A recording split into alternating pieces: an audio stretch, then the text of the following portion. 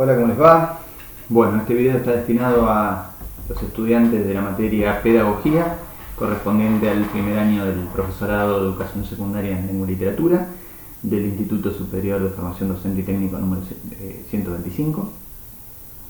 Se trata de una devolución a sus trabajos relativos a la guía de lectura número 3. Vamos a continuar con la dinámica de autocorrección. Así que bueno, miren este video. Como les he señalado otras veces, con el propio trabajo a mano, de manera de ir corrigiendo y complejizando, ampliando lo que corresponda. En primer lugar, quería reiterar algunos consejos en relación a sus redacciones. Si bien estoy notando ciertos avances, también noto ciertas resistencias. No se asusten. Aprender a leer, a interpretar y a poner en relación textos y conceptos complejos lleva su tiempo, pero es preciso que se animen a fallar, ¿sí? Sigo encontrando, por ejemplo, mucha copia textual, ¿sí? Nuevamente, si van a citar, citen, ¿sí? Pongan en el cuerpo del texto que en palabras del autor o de la autora en cuestión, ¿sí? 2 puntos, ¿sí?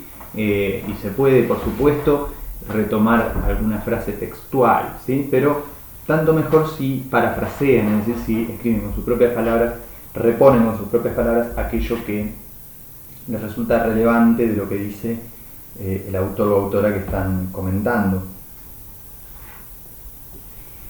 Si citan, además, es preciso que jerarquicen la información, ¿no? Bueno, si parafrasean, por supuesto, también. Quiero decir, ni copiar todo un párrafo o un apartado, ni tampoco quedar atrapados en palabras o en formas de organizar las oraciones que no nos resultan útiles para resolver lo que nos pide la consigna, ¿sí? Cuidado asimismo con copiar de internet, porque, de nuevo, puede quedar muy solemne la presentación, pero están perdiendo de vista el objetivo fundamental de todo esto, que tiene que ver con la formación de ustedes, ¿no? Con el trabajo sobre ustedes mismos, ¿no? Para que ustedes crezcan, como decíamos, como pedagogos y pedagogas, como pensadores y pensadoras. Entonces, copiar y pegar no implica una gran destreza, ¿sí? Sigo encontrando respuestas en forma de listas. Insisto en que construyan oraciones y argumentos. Lleva más tiempo, seguramente, pero no solamente serán mejores presentaciones de los temas, sino que creo que la propia redacción les permitirá una mejor comprensión de los problemas, ¿sí? Finalmente, muchos trabajos estaban incompletos, así que la recomendación de siempre, mucha atención a las consignas, porque buena parte del ejercicio que les propongo consiste en poder decodificar, ¿no? Qué nudos conceptuales del texto son relevantes a los efectos del recorrido que venimos compartiendo. Los textos exceden siempre, pero en este caso, en el caso de los materiales, ¿no? El texto y el video que vamos a trabajar hoy, exceden lo que nosotros trabajamos a partir de la guía de lectura, ¿sí? La idea de la guía de lectura es enfocarnos en algún tema puntual, en algún nudo conceptual, en algún problema, en alguna tensión, pero por supuesto hay otro montón de información que nos puede resultar súper relevante, súper enriquecedora, pero que quizás no es necesaria a la hora de reponer, ¿sí? Lo que nos está pidiendo tal o cual consigna, ¿no? Entonces, leer bien las consignas, dedicar tiempo a pensar qué es lo que nos está pidiendo esa consigna es fundamental. Bien, sin más preámbulo, entonces comencemos. Las primeras preguntas de la guía número 3 referían a este texto, Infancia y Poder, la conformación de la pedagogía moderna, de Mariano Narodowski, más precisamente el capítulo 1, ¿sí?, que lleva por título Un cuerpo para la institución escolar. La primera pregunta decía lo siguiente: ¿qué quiere decir Narodowski con la siguiente afirmación? La infancia es un producto histórico moderno. ¿Sí? Y otra pregunta adentro de la misma consigna: ¿con qué otro tipo de consideración respecto de la infancia entra en conflicto esta categorización? Bien, entonces hay que reponer el cometido de una frase que aparece en el texto y tratar de comentar con qué otra visión, ¿sí?, se contrapone esta concepción, ¿sí?, que pone de relieve el autor. Entonces, el pedagogo argentino comienza el primer capítulo de su libro caracterizando a grandes rasgos la interrelación, podríamos decir, ¿no?, entre la infancia y la pedagogía, ¿no? La primera pregunta nos propone que desarrollemos, desandemos, expliquemos una frase. Bueno, vamos a hacer una pequeña introducción, ¿no? Bueno, el texto, el capítulo 1 de este libro de Narodowski, comienza presentando dos conceptos y mostrando su interrelación, ¿sí? Cada uno de alguna manera construye al otro: infancia y pedagogía. La pedagogía se dice tributaria de la infancia, pero al mismo tiempo contribuye a su conformación, ¿no? Sería como el problema del huevo y la gallina. ¿Qué fue primero? Luego, Narodowski lo que hace es pasar revista muy rápidamente de otras disciplinas que abordan la niñez, ¿sí? Algunas de ellas la consideran un recorte etario, entre otros, ¿sí?, con sus características propias, pero como cualquier otro recorte etario, es decir, de edad, ¿sí?, que se quiera considerar o distinguir dentro del proceso vital humano, ¿no? Aquí entrarían ciertas concepciones tradicionales, dice el autor, sobre la medicina y sobre la psicología, ¿no? Por otro lado, hay disciplinas, paradigmáticamente el psicoanálisis, que consideran que la niñez es el momento clave, donde se juega, en este caso, la construcción de las estructuras del aparato psíquico. Y luego podría distinguirse disciplinas que abordan la niñez escolarizada, ¿no? Un fenómeno, podríamos decir, más puntual, ya no la niñez como un todo, sino cierto tipo de niñez, la niñez escolarizada. Y ahí Narodowski nombra la psicología educacional, la pedagogía, la psicopedagogía y la didáctica. Y ha habido también, destaca, aportes transversales desde la antropología y desde la sociología. Presentado este mapa disciplinar, Narodowski destaca una crítica fundamental que llevó a cabo el historiador Philippe Ariès, ¿sí?, de quien seguramente escucharán hablar en otras materias del profesorado. ¿Qué va a decir este autor en la década del 60 del siglo XX? Va a postular que la infancia no es simplemente un dato biológico, es decir, un dato material, concreto, indiscutible, ¿no?, algo que siempre estuvo ahí.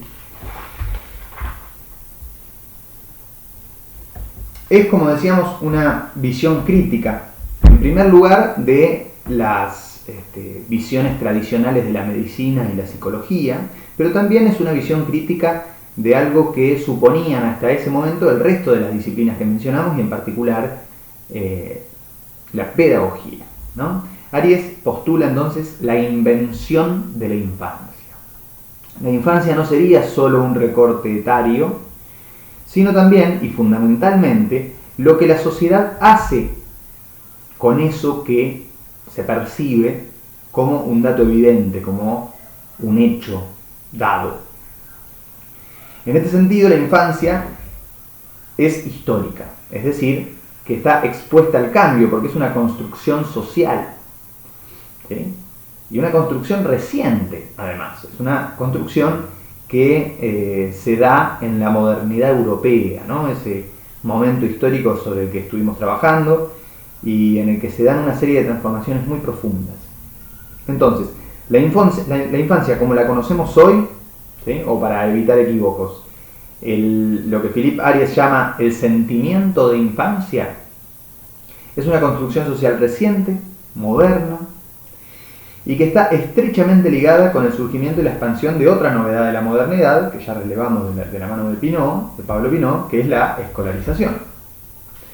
Entonces, esto lo vamos a retomar de todas maneras en la pregunta 5, ¿no? Cuando hablemos también de la historicidad del género, pero insisto ahora, Narodowski o Ariès no están diciendo que antes de la modernidad no había niños y niñas, ¿no? Que se nacía adulto o adulta, sino que más allá del aspecto biológico o material, ¿sí? Más allá de la existencia de esos cuerpos, la forma de entender y de tratar a los niños, tal como la entendemos hoy, en el sentido común, y que nos resulta tan evidente, ¿no?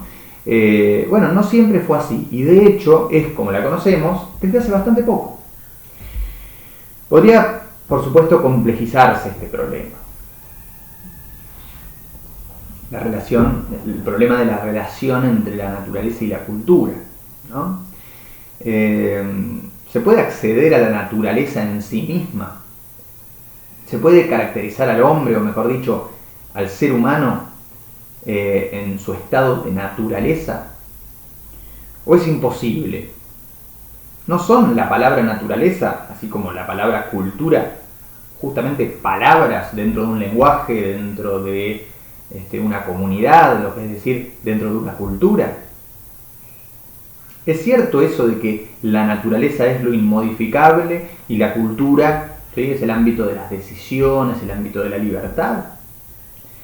¿Pero por qué decimos que la naturaleza es inmodificable, cuando de hecho sabemos que la naturaleza está transformándose todo el tiempo? Y por otro lado, si no podemos acceder a la naturaleza sino a través del lenguaje, ¿somos libres o estamos encerrados en el lenguaje? Bueno, como verán entonces el tema es interesantísimo y puede profundizarse en muchos sentidos. Lo que quería que quede claro es que la infancia, como la entendemos y como la sentimos fundamentalmente hoy, es un producto social reciente de la modernidad. Esta concepción, inaugurada por Ariès y retomada por Narodowski, se contrapone a una concepción tradicional, entonces, que piensa a la infancia simplemente como un dato biológico, una materialidad concreta, un hecho dado y ahistórico. Bien, y cuidado porque esa historicidad que destaca Narodowski es estrictamente eurocéntrica, ¿no? Ese sería el siguiente paso de la crítica. Lo primero es reconocer, bueno, la niñez no es simplemente un dato biológico, un dato evidente, material, sino que hay también una construcción histórica, ¿sí? Una trama que se construye alrededor del concepto infancia, que tiene en la modernidad su fundación y que tiene una serie de transformaciones que podemos estudiar. Pero unas líneas más abajo, de donde referencia a todo esto Narodowski, dice lo siguiente: los manuales de historia de la educación, los tradicionales, conservadores y los modernos críticos, nos enseñan que cada época del desarrollo de la humanidad poseyó su particular modo de integrar los nuevos seres en las estructuras sociales existentes. A pesar de que, para estos manuales, la escuela es una forma que se desarrolla desde la antigüedad griega hasta la revolución industrial, aquí habrá de sostenerse que solo en los últimos 400 años la sociedad moderna ha generado esta modalidad específica de inversión de sus esfuerzos para formar a las nuevas generaciones, organizando sus aprendizajes e internalizaciones de un modo diferente de los anteriores, novedoso. Es decir, Narodowski está criticando los manuales tradicionales, conservadores y también ciertos manuales modernos que se pretenden críticos, porque han dejado pasar algo que de la mano de Philippe Ariès podemos considerar clave, ¿sí? ¿Y de qué se trata? De que la infancia, el sentimiento de infancia es un fenómeno histórico y un fenómeno bastante reciente. Ahora bien, cuidado, les decía recién, porque el siguiente paso que deberíamos hacer en la crítica, dado lo que ya llevamos dicho, es que este esquema que piensa la historia, ¿sí?, unilinealmente, surgiendo en la antigüedad griega y desembocando en las revoluciones burguesas europeas, es un esquema eurocéntrico, ¿sí?, que deja por fuera de la historia a un montón de identidades, de corporalidades, de concepciones del mundo, ¿no? Bien,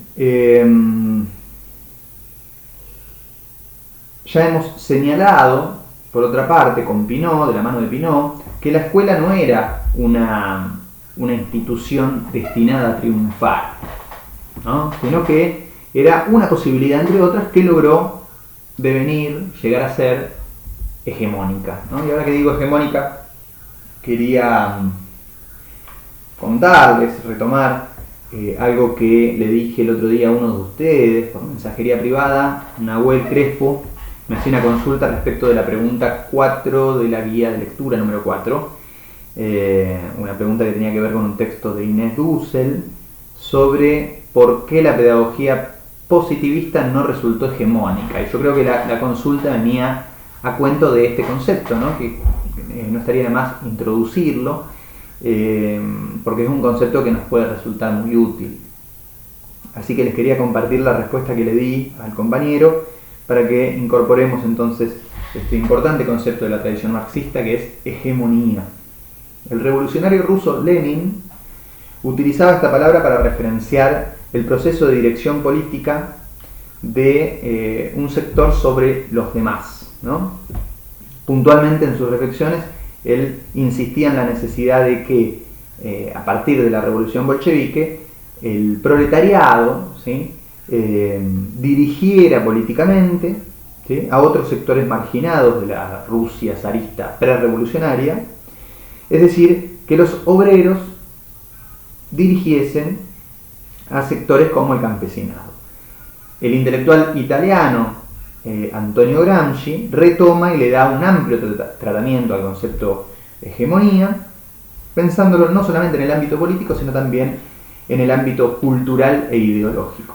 ¿Sí? Ya vamos a retomar algo de Gramsci a partir de algunos de sus comentadores. Particularmente a mí me interesa, o he trabajado en varias oportunidades con una conferencia de Daniel Campione, que me parece que nos puede resultar útil en algún momento del curso. ¿Sí? Pero entonces, resumiendo un poquito lo que estaba diciendo, para Narodowski, ¿sí?, basándose en la obra de Philippe Ariès, la infancia es un fenómeno moderno, ¿sí?, en tanto concepto, en tanto construcción social, ¿sí?, de ese concepto, de ese sentimiento. Y entonces el primer paso, podríamos decir, de la crítica consiste justamente en afirmar esa historicidad por sobre una posición, digamos, que circunscribe la niñez a un fenómeno estrictamente biológico, material, concreto, ¿sí? Ahora bien, segundo paso, y esto implicaría ir un poco más allá del texto de Narodowski, esa historicidad Narodowski la plantea en términos eurocéntricos, ¿sí? Releva una historicidad unilineal que comienza en la Grecia clásica y termina, ¿sí?, en la modernidad europea. Bien, habría que discutir ese punto. Venimos haciéndolo, ¿sí?, vamos a continuar haciéndolo en adelante, ¿sí? A este respecto, pasamos nosotros por la obra de Pablo Pinot e insistimos en que la escuela, como institución moderna, fundamental, surgida en Europa y luego universalizada, no es una institución que estuviera destinada a ocupar el lugar que ocupa en nuestras sociedades actuales, sino que su hegemonía, ¿sí?, para utilizar el concepto que acabamos de introducir, es el fruto, es el resultado de una serie de disputas, ¿sí?, de una serie de pujas, de una serie de relaciones de poder, ¿sí?, que justamente al estudiarlas, ¿sí?, nos permiten enfatizar su carácter histórico. ¿sí? Y poner en crisis nuestros supuestos, nuestro sentido común conservador, que tiende a pensar que un montón de las prácticas de las instituciones que nosotros, de las cuales nosotros participamos y las cuales nosotros llevamos a cabo hoy en día, estuvieron siempre y siempre fueron de la misma manera, lejos de eso. Vamos a pasar entonces a la pregunta número 2, que pedía que hicieran una comparación, ¿no? Recién tenían que explicar una frase y tratar de pensar la posición que se ponía de relieve en esa frase con otra posición que aparecía en el texto. En este caso, en la pregunta número 2, lo que tienen que hacer es comparar dos textos que son referenciados por Narodowski y que se disputan de alguna manera el puesto de origen escriturario, ¿sí?, de la pedagogía moderna.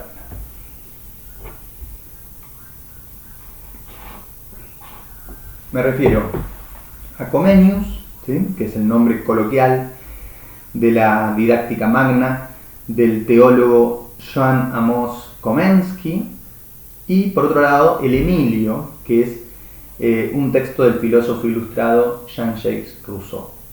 Entonces, primera distinción gruesa, ¿sí?, primera ruptura, ¿no? Usted tenía que marcar rupturas y continuidades. Bien, primera ruptura, primera distinción gruesa, decía recién, que se desprende de lo que ya trabajamos en otros videos. Vamos a contraponer la obra de un teólogo, ¿sí?, con la obra de un filósofo ilustrado. ¿Qué es un teólogo? Bueno, un teólogo es una persona que se dedica a la teología. ¿Qué es la teología? Bueno, logía, ustedes ya saben, ¿sí?, el sufijo logía quiere decir estudio de, ciencia sobre, ¿no? Teo quiere decir Dios. Entonces, teología es el estudio de Dios, la ciencia, ¿sí?, que se encarga del estudio de Dios. Yo les proponía un poco para forzar este análisis que retomaran dos conceptos que introducimos en algunos de los videos anteriores, que son los de teocentrismo y antropocentrismo. Entonces fíjense, ¿qué es el teocentrismo, ¿no? Yo acabo de decirles, teo quiere decir Dios, ¿no? Y centrismo nos da la clave de que es Dios, es la idea de Dios la que ocupa el lugar central, ¿sí?, en la construcción, ¿sí?, el sentido de una determinada época, ¿no? Es una concepción entonces de la realidad, el teocentrismo, en la cual el concepto central es teo, es Dios, ¿sí? Es el Dios cristiano, todopoderoso, omnipresente, omnipotente, creador, juez de la realidad, ¿sí? Ese es el teocentrismo, que es una concepción que resultó hegemónica, que resultó dominante durante el medioevo, y que para comienzos del siglo XVII disputaba esa hegemonía con el emergente pensamiento cientificista, ¿no? Hasta aquí Comenius, ¿no?, la obra del teólogo Jan Amos Komensky. Pasamos entonces a la obra de Jean-Jacques Rousseau, que es un referente de la Ilustración. La Ilustración es una corriente intelectual, nosotros ya estuvimos conversando, ¿sí?, que apuesta por la razón humana en lugar de por la fe cristiana, ¿no? Entonces, es una concepción que se aparta del teísmo, ¿sí? El antropocentrismo es una posición que se aparta del teísmo, es decir, se aparta de la fe en este Dios, ¿sí?, se aparta de la creencia en ese concepto. Hay distintas maneras de apartarse, ¿no? Podríamos referenciar el deísmo, ¿no?, que es considerar a la naturaleza como algo de la índole de lo sagrado, ¿no?, una especie de Dios naturaleza. El agnosticismo, por otro lado, que consiste en no expedirse, decir, bueno, yo no estoy en condiciones de decir, ¿no?, ni que Dios existe ni que Dios no existe, es algo que escapa a mi posibilidad de tener una opinión fundada, ¿sí? Y la más radical de las posiciones, el ateísmo, ¿no?, que sería el ateísmo, bueno, sería la negación, el prefijo a quiere decir no, la negación del teísmo, la negación, ¿sí?, de la creencia en ese Dios del que hablábamos antes, ¿no? Omnipotente, todopoderoso, creador y juez, ¿no? Es la negación de ese Dios. Bien, podríamos referenciar autores ilustrados de toda esta variedad de posiciones, ¿no? Ahora, lo cierto es que, en cualquier caso, aquí ha ocurrido una transformación, ¿sí? Porque fíjense que el concepto central a partir del cual se organiza la realidad ya no es Dios. En cualquiera de estas variantes no teístas, ¿sí? Sea el deísmo, el agnosticismo o el deísmo, ¿sí? Lo que sucede es que el centro de la realidad, el concepto a partir del cual se organiza la realidad, ya no es Dios, sino que ahora es el antropo, es el hombre, ¿sí? Entonces, si bien Jodorowsky en su exposición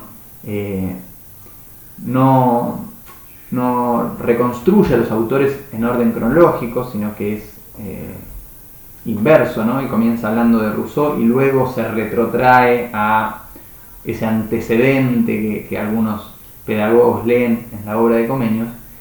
El orden cronológico sería el contrario, ¿no? Primero estuvo el teólogo Komensky escribiendo su Didáctica Magna y un siglo después el filósofo Jean-Jacques Rousseau escribía el Emilio, ¿no? Y estos dos textos se disputan de alguna manera, ¿no? En las interpretaciones posteriores el lugar de origen de la pedagogía, ¿no? Y hay algunas corrientes de la pedagogía, esto lo vamos a estudiar después de las vacaciones. Hay algunas corrientes que referencian al Emilio como la obra fundante y otras corrientes críticas, ¿sí? De esta concepción más estandarizada, dicen, no, cuidado, hay un texto anterior, ¿sí? Y donde hay ciertas claves para problematizar la obra de Rousseau. Bien, hasta acá entonces una distinción gruesa. El teólogo Komensky, si bien ya está atravesado por ciertas lecturas, por cierta influencia cartesiana, ¿no? De René Descartes, otro de los filósofos modernos que estuvimos referenciando, no obstante es un teólogo que tiene una concepción de la realidad según la cual hay un concepto central, que es el concepto de Dios, que organiza toda su concepción de la realidad. En ese sentido es una visión teocéntrica, y en cambio la posición russoniana ilustrada lo que hace es desplazar esa centralidad del Dios cristiano hacia la humanidad racional, ¿no? Entonces esta sería la posición antropocéntrica. Les comenté ligeramente en el segundo video sobre la modernidad que poco tiempo después de la obra de Rousseau, uno de sus principales lectores, el prusiano Immanuel Kant, va a postular el giro copernicano. Me gustaría volver a reconstruir esto porque hubo algunos errores bastante importantes cuando se quiso retomar este tema. Así como a partir de la obra de Nicolás Copérnico, en la astronomía se pasó de una concepción geocéntrica a una posición heliocéntrica, es decir, así como a partir de la revolución científica, astronómica, que posibilitara a Copérnico, se pasa de sostener que la Tierra es el centro del universo y que los demás astros, incluido el Sol, giran alrededor de ella, se pasa de esa posición a una posición heliocéntrica en la cual el centro es el Sol, helio, el Sol, y la Tierra es uno más de los astros que giran alrededor del Sol, y por eso también se empieza a llamar sistema solar, ¿sí? Así como en la astronomía pasó esto, se cambió de perspectiva, se pasó de una explicación geocéntrica, donde la Tierra, la geo, era el centro, a una posición heliocéntrica que permitía explicar mejor, ¿sí? Los datos observacionales, una posición entonces donde el Sol es el centro y el planeta Tierra es uno más de los astros que gira a su alrededor. Asimismo, va a decir Kant, en la teoría del conocimiento, que es por ese tiempo, podríamos decir, la pregunta filosófica fundamental de la modernidad europea, ¿cómo conocemos? ¿Sí? ¿O qué es lo que podemos conocer? Va a suceder entonces un giro, un cambio de perspectiva, también en la teoría del conocimiento, ¿sí? Pero no, es importante no mezclar, porque todos estos conceptos nuevos, ¿sí? Porque si no, no podemos explicar nada, ¿sí? Por un lado está la revolución astronómica que se dio a partir de la obra de Copérnico, el paso del geocentrismo al heliocentrismo. Luego hay una metáfora que construye el filósofo Immanuel Kant para decir, bueno, así como pasó eso en la astronomía, en la filosofía, en la teoría del conocimiento, pasó algo similar. ¿Sí? ¿Qué es lo que pasó? Un giro, un cambio de perspectiva que hizo posible la explicación de un montón de fenómenos que hasta ese momento no podíamos explicar de una manera satisfactoria. En lugar de seguir siendo el objeto, va a decir Kant, ¿sí? El objeto del conocimiento, aquello que yo quiero conocer, en lugar de seguir siendo el objeto, el centro de la teoría del conocimiento, y los sujetos simples satélites de este centro, la modernidad y más categóricamente la ilustración va a poner como centro de la realidad al sujeto. ¿Sí? Es una metáfora, de nuevo. Lo que sucede ahora es que el centro de la realidad, lo que más importa ya no es el objeto del conocimiento, sino el sujeto que conoce. Es un cambio de perspectiva. Y van a cambiar entonces también las preguntas. Lo relevante deja de ser la pregunta ¿qué es el mundo? Y lo relevante empieza a ser ¿cuál es el mundo que yo, ser humano, cuál es el mundo que yo, sujeto que conoce, puedo conocer efectivamente? ¿Sí? En este sentido, la pregunta por la existencia o inexistencia de Dios, en algún punto es irrelevante, porque si es que existe, yo no lo puedo conocer a Dios, van a decir estos autores. ¿Sí? Entonces, solo lo puedo postular, lo puedo nombrar, puedo creer en algo que puedo nombrar. En este sentido, Kant cree que Dios es una ficción útil, perdónenme el lenguaje nietzscheano, ¿no? Pero nos es útil, dice Kant, nos sirve para organizar nuestras experiencias, la idea de la totalidad de lo real. ¿Sí? Ese es Dios para Kant, una idea del ser humano. Es la idea, ¿sí? Más antropocéntrico esto, por otro lado, imposible, ¿no? Dios es una idea del hombre. ¿Sí? Fíjense cómo se dio un cambio. Primero, durante el teocentrismo, Dios era el concepto capital y alrededor de ese concepto se explicaba todo lo demás, ¿sí? Porque era este Dios creador y juez de la realidad, ¿sí? Omnipresente, omnipotente, etc. El antropocentrismo lo que plantea es que el centro de la realidad es la razón humana. ¿Sí? Estos conceptos nos ayudan a interpretar la realidad, ¿sí? ¿Qué es lo que se estaba discutiendo, lo que se estaba pensando y el mundo que se crea a partir de esas palabras? ¿Sí? Entonces, de nuevo, Dios para Kant es una idea del hombre. ¿Sí? Dios es la idea de la totalidad de los fenómenos externos e internos. Es la idea de la totalidad. ¿Sí? Eso es Dios para Kant, una idea que nos ayuda a organizar nuestra experiencia. Y es además una idea útil para organizar, dice él, nuestra vida social, para postular una ética. ¿Sí? Me fui por las ramas, pero en resumidas cuentas, primera distinción entre los dos textos, ¿sí? Que se suelen disputar el papel de fundamento de la pedagogía moderna, esto es, Comenius y el Emilio. Primera distinción, uno corresponde a una visión teocéntrica, cristiana, heredera del medioevo, y la otra, ¿no? El Emilio, se corresponde a una visión antropocéntrica, ilustrada, moderna. En palabras de Narodowski, el autor que tenían para leer, para Comenius lo importante es hallar el orden en el todo, ¿sí? Una totalidad garantizada por el fundamento único de la realidad, ¿sí? Que según la óptica cristiana es, por supuesto, ese Dios creador. La infancia ocupa un lugar en este todo, ¿sí? Hay una graduación, ¿sí? Se pueden distinguir grados en diferentes aspectos de una realidad única, y un aspecto de esa realidad única, una graduación del ser humano, sería entonces la niñez. Dice Narodowski.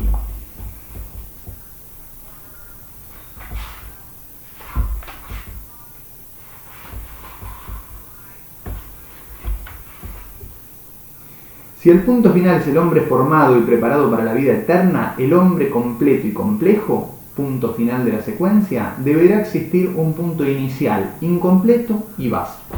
¿Sí? Entonces el niño no es más que la versión incompleta, ¿sí? Inicial y básica del ser humano terminado. Un poquitito antes dice, un dispositivo fundamental de todo el pensamiento pedagógico moderno, la graduación, es el operador central de la obra comeniana. ¿Sí? Bien, en cambio para Rousseau, la infancia no es una graduación más, ¿no? Como existen grados en todo lo que, en todo lo que se quiera observar de esa totalidad única que es la realidad, según Comenius.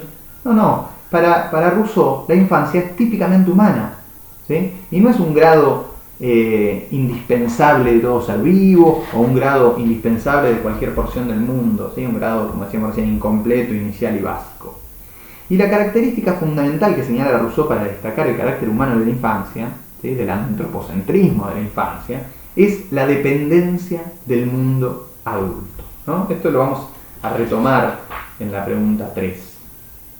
Pero hasta acá entonces las rupturas. Vamos a ver ahora entonces los acuerdos. Dice Narodowski: si la infancia es condición de posibilidad y a la vez producto del discurso pedagógico moderno, la existencia de la didáctica magna como hito fundacional pondría en tela de juicio o la modernidad de esa obra y su valor iniciático y originario sustentado en forma coincidente en la historiografía educacional, es decir, se asistiría al anacrónico espectáculo de una pedagogía sin infancia, o, por otro lado, todas las anteriores formulaciones a partir de las obras de Aries o de los estudios de Brinkmann, más la ponderación de la producción discursiva del siglo XVIII acerca de la niñez, con particular énfasis en la obra de Rousseau, quedarían directamente refutadas por la sola presencia del texto comeniano. En realidad, ambas soluciones a la cuestión planteada implican una visión continua y totalizadora de la historia del pensamiento pedagógico. ¿Qué está señalando Narodowski? Que más allá de las diferencias entre los puntos de vista de los autores, ¿sí? Esto es de Rousseau y de Komensky, es justamente lo que las corrientes de pensamiento, las corrientes pedagógicas han hecho con estos dos textos, lo que nos permite un análisis común. Quiero decir, más allá de las diferencias entre los puntos de vista de los autores, más allá de las corrientes de pensamiento y de los contextos desde los cuales escriben, que son distintos, como decíamos recién, podemos relevar como coincidencia la utilización posterior que se ha hecho entonces de estos dos textos, ya que a ambos se los ha pretendido postular, como decíamos antes, como orígenes de la pedagogía moderna. Narodowski, yo creo que atinadamente, desestima este problema, no cree que sea relevante, incluso no cree que sea posible quizás, encontrar un texto que ocupe el lugar indiscutible de origen de la pedagogía moderna, ya que la pedagogía moderna, así como su versión institucionalizada fundamental, la escolarización, no son fenómenos inevitables, ¿sí? No es un fenómeno inevitable, ni la pedagogía moderna ni la escolarización, ¿sí? Sino que entran en contacto con otras áreas de la vida social, no se dan de forma pura, prístina, aislada, ¿sí? Lejos de eso, son productos históricos, es decir, contingentes, podrían no haber tenido lugar o podrían haber sido distintos, están expuestos al cambio, pueden ser distintos en el futuro, es nuestro desafío cambiar, de hecho, lo que creamos necesario. Y además es un fenómeno social que hunde sus razones y sus codificaciones en la inmensa e indescifrable trama de la transmisión de conocimiento de generación en generación, ¿sí? Que lleva a cabo la humanidad desde tiempos inmemoriales. En resumidas cuentas, la pregunta por el origen de la pedagogía es un falso problema, lo cual no quita que debamos pensar, revisar y problematizar las relaciones entre pedagogía, cristianismo e ilustración, ¿sí? Y, como vengo insistiendo desde que comenzamos, que problematicemos también las relaciones entre pedagogía, capitalismo, eurocentrismo, racismo, patriarcado, ¿sí? Y que pongamos entonces en conflicto el esfuerzo conservador de considerar estos fenómenos sociales como aislados, como inconexos. La pregunta número 3 refería a las transformaciones que opera la escolarización sobre la infancia y la tensión afectiva que se pone en juego en la concepción moderna de infancia. Entonces, primera pregunta, tenían que desarrollar una frase, ¿sí? Contraponerla con otra posición, ¿sí? que no sería la explicitada por esa frase. Segunda pregunta, tenían que comparar dos textos que se suelen erigir o postular, mejor dicho, como textos fundantes, como orígenes de la pedagogía moderna. En tercer lugar, lo que se pedía era que dieran cuenta de una tensión. ¿Qué es una tensión? ¿Sí? Cuando dos o más elementos están chocando, están eclosionando, están en conflicto, ¿sí? Entonces, ¿cuál es la tensión afectiva? ¿Cuáles son los dos afectos, ¿sí? Dos o más afectos que están yendo en direcciones contrarias en relación con esta infancia entendida como un proceso histórico, ¿no? Como un fenómeno histórico y moderno? Empecemos por el final. La tensión que destaca Narodowski es entre la ternura y la disciplina. Bien, la ternura, ¿no? Que sería la expresión, digamos, de los deberes que los padres empiezan a tener para con sus hijos, ¿no? Hoy por hoy nos puede costar advertirlo, ¿no? Que la ternura sea algo reciente, ¿no? Porque es una sensación tan generalizada, ¿no? Parece tan evidente que nos dan ternura a los niños, ¿no? Que nos cuesta creer que en algún momento, y no hace mucho, para decir verdad, y durante quizás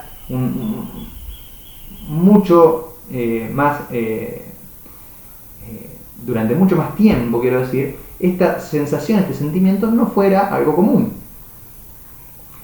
Es un sentimiento entonces respecto de la infancia, la ternura, que surge hace relativamente poco, 350 años, según Philippe Ariès. Y por otro lado, la disciplina, ¿sí? Que se opera sobre la infancia, y la escuela va a ser en este sentido la institución disciplinar fundamental o triunfante, ¿sí? O hegemónica, como decíamos antes, que va a resultar hegemónica, aquella que sustrae a los niños tanto de la producción como del juego, ¿no? Entonces, fíjense como ternura, ¿sí? Entra en conflicto, en tensión con disciplina, ¿sí? Y son dos sentimientos respecto de la infancia que surgen conjuntamente. En la modernidad hay una nueva actitud de los padres hacia los niños, surge el sentimiento de infancia, va a decir Philippe Ariès, y esta novedad conceptual sobre el fenómeno biológico infancia genera dos actitudes de parte de los padres y madres que son en algún sentido contrarias, que entran en tensión: ternura y disciplina. Entonces, estos son rasgos de la educación moderna que constituyen una diferencia para con su antecedente, ¿sí? Lo que podríamos considerar su antecedente, que es la educación medieval. Una herramienta clave sobre la que se pone en juego esta tensión es la edad, dice Narodowski. Mágica palabra del discurso pedagógico moderno, la edad pasa a constituir el pivote observable y cuantificable sobre el que se posiciona buena parte de la producción acerca de lo normal y lo patológico, de lo correcto e incorrecto, en lo atinente, a los esfuerzos didácticos, ¿sí? Y un poco después, la escuela moderna opera pues a partir de una suerte de violencia primal, irrumpe dividiendo las edades y especificando saberes, experiencias y aprendizajes para cada una de ellas. Vamos a pasar ahora al segundo soporte de la guía. Por supuesto, el texto de Narodowski, como dije antes, no se agota en lo que hemos destacado, aparecen otros temas que ya visitaremos de la mano de otros textos y autores y autoras, como por ejemplo la feminización de la docencia, la relación de la infancia con la familia moderna. Sobre el final del capítulo el autor dice algo como lo siguiente: niño no se nace más que biológicamente, a ser niño se aprende, y sobre todo se aprende en la escuela, ¿no? Lo cual a mí no deja de recordarme, ¿no? Me parece casi una traducción a la temática de la famosa frase de Simone de Beauvoir: mujer no se nace, se llega a serlo. De modo que como ya hemos señalado en otras oportunidades, los estudios de género y el pensamiento feminista, donde Simone de Beauvoir es una referente indiscutible, nos brindan herramientas para repensar la realidad toda, y en particular, en lo que nos convoca, para repensar la pedagogía. En este sentido, les pedí que escucharan una entrevista a la pedagoga Graciela Morgade, para responder las últimas dos preguntas de la guía. En la descripción del video les dejo el link de la entrevista con la que trabajamos, aunque hay mucho material de Morgade disponible en YouTube, muy recomendable. La pregunta número 4 decía lo siguiente: ¿cuál es la visión tradicional instalada en el sentido común sobre la educación sexual y cuál es la concepción que intenta postular la Ley de Educación Sexual Integral? Bueno, la diferencia fundamental se da en esta última palabra, ¿no? Integral. Lo que tenían que hacer era, de nuevo, contraponer dos posiciones, una tradicional y una que está motivada por una reciente ley, que es la 26.150, la Ley de Educación Sexual Integral. ¿En qué consiste la visión tradicional? Bueno, fíjense que la visión instalada en el sentido común, la visión dominante, que sospecha Morgade, ¿no?, dice en la entrevista, tendrán incorporada los televidentes del programa, ¿no?, es una visión que reduce la educación sexual a unos pocos temas y a unas pocas clases. ¿Cuáles serían esos temas? La prevención de embarazos no deseados y la prevención del contagio de enfermedades de transmisión genital, y la información sobre el aparato reproductor humano, ¿no? ¿Y cuáles serían esas pocas clases? Bueno, una clase al año, ¿no?, una clase cada varios meses y muchas veces a cargo de especialistas ajenos a la escuela, ¿no? Es una visión predominante no solamente en el sentido común, podríamos decir, de la gente ajena a la docencia, sino tristemente también entre los docentes. Por eso la insistencia en que generemos como docentes propuestas concretas para instrumentar lo que nos propone la ESI, ¿no? Porque estos cambios en educación llevan mucho tiempo, ¿sí? Porque no solamente hay que transformar a los estudiantes, sino a los propios docentes. Hay que seguir formándonos. Bien. Frente a esta visión tradicional, acotada, restringida de la educación sexual a unos pocos temas y a unas pocas clases, la educación sexual integral lo que hace justamente es integrar varias dimensiones. Y si bien va a estar esta dimensión, ¿sí?, que podríamos llamar biológica, ¿sí?, de hecho, muy generalmente se daba en la disciplina biología, ¿no?, o luego en salud y adolescencia, pero esta dimensión biológica, fisiológica, material, ¿sí?, por supuesto que es una dimensión atendible, pero la educación sexual no se agota en esto, va a decir la ESI, ¿no?, sino que hay dimensiones también culturales, simbólicas, históricas, ¿no?, que tienen que ver también con las relaciones de poder. Hay dimensiones que tienen que ver con lo afectivo, con lo psicológico, ¿no? Morgade habla de considerarnos cuerpos de deseo. Y finalmente hay una dimensión ética, ¿no? Y esta dimensión lo que nos debe permitir es justamente una crítica al patriarcado, una crítica a la heteronormatividad y una visión, ¿sí?, basada en los derechos humanos, ¿no? Entonces, Morgade lo que destaca de la ESI es que no solamente propone la realización el llevar a cabo contenidos específicos, el desarrollar contenidos específicos en las distintas disciplinas, sino también en el revisar nuestras propias prácticas y propuestas a la luz de esta perspectiva crítica, ¿sí? Entonces, vamos a retomar y a profundizar estos temas, pero me interesaba esta entrevista como para, como una primera aproximación, al menos desde un soporte concreto, ya algo venimos diciendo, pero me interesaba que empecemos a plantearnos, ¿no?, que la educación no solamente dice, sino que también calla, ¿no? Y en ese silencio también se reproducen violencias, ¿no? ¿Se acuerdan cuando hablábamos del punto cero? Del punto de vista hegemónico, podemos decir ahora, o dominante, que oculta su propio punto de vista y que se presenta como la visión objetiva, neutral, imparcial, y que lo que hace es reproducir una desigualdad. Bueno, fíjense lo que dice Graciela Morgade en este libro que les mostré el otro día, Aprender a ser mujer, aprender a ser varón, editado por Noveduc. Dice lo siguiente: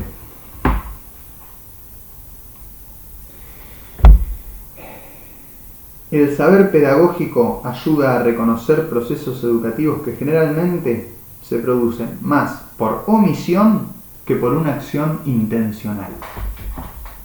Y un poco más adelante, las instituciones de transmisión de ideas, las familias, las organizaciones religiosas, los medios de comunicación y en particular las escuelas juegan un papel protagónico en este estado de la cuestión, ya que procesan en forma permanente significados y valores de género. Por eso la relevancia entonces de revisar en la pedagogía no solo lo que se dice, sino también lo que no se dice, ¿sí? Lo que se calla.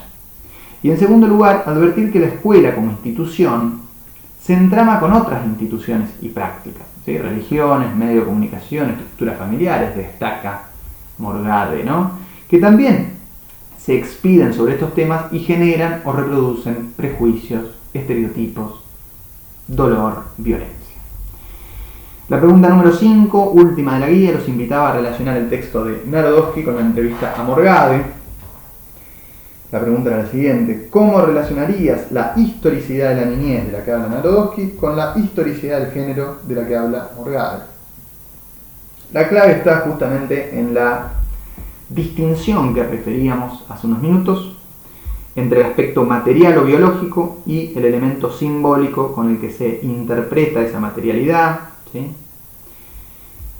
Ya que se trata, como venimos diciendo, de una construcción, ¿sí? En este sentido, tanto infancia como género no son solo materialidades, no son algo determinado biológicamente, sino que la propia biología es una disciplina científica, como tal debe ser leída en el contexto cultural de su producción, ¿sí? Porque si no corremos el riesgo de que termine siendo una voz autorizada para justificar prejuicios previos, ¿sí?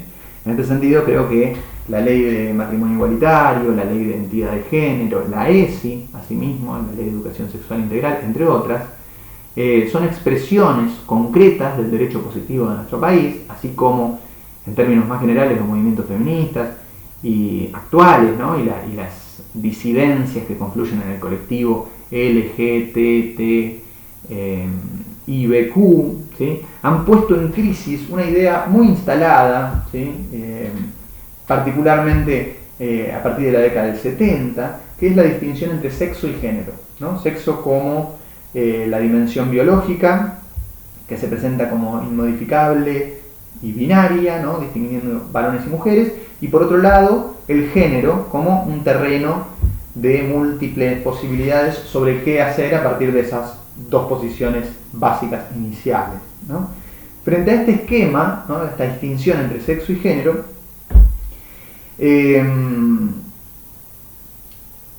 lo que se viene sosteniendo en los últimos años, los movimientos feministas, las disidencias, es que la propia distinción binaria de los sexos es una construcción social también, ¿sí? Es una construcción histórica y por lo tanto algo supeditado a transformación, ¿sí? Como dice Morgade, vamos a leerla. En suma, se trata de indagar los modos en que los cuerpos fueron forjados por y forjaron a la vida social. En nuestros términos, hablaríamos de los cuerpos generizados y las relaciones de género corporizadas. En suma, la construcción social del cuerpo sexuado. Bien, vamos a retomar y profundizar estos temas. Por ahora vamos a dejar acá. Les agradezco nuevamente el compromiso con la materia, les pido disculpas por la demora con la que llega esta devolución y espero que haya sido de utilidad. Nos vemos la próxima.